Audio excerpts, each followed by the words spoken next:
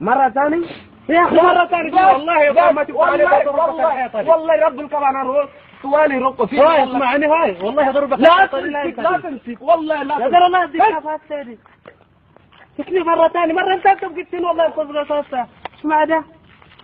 والله يا سيدنا والله يا عزيز اخليك تاخذ جواجك فوق ما كسرت غير كده لا بكيلو برا قد منعون انت ملايون انت ملايون ما يجي ناس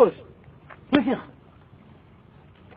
انا والله خليتك عشان علي ده لكن والله وش انت مسافر كله عرب اخذ معك جوا الا تصير لك رقبتك دي اوعى كلام كثير وجهي انت شايف نفسك من ابوك يا اخي ليش كلم كود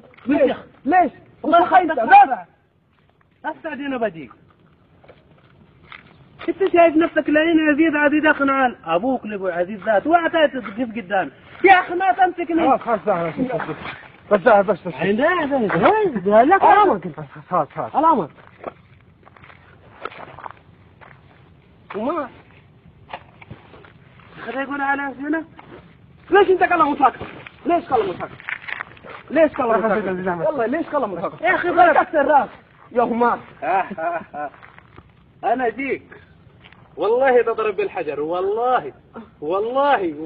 اسمع الحليفه دي ما اكسر لك رقبتك على دنا حلقه والله يا عدي اخير لك ليش كلام ليش كلام وسيخ ليش كلام انت اقول لك اتكلم معاك متر ويش عندك انت اوعى ثاني تقف قدامي انا والله ما داير الناس تجي لكن والله يا عزيز والله لا تصير لك رقبتك والله وريك ان شاء الله انا خلاص زيدان يا اخي ما يسال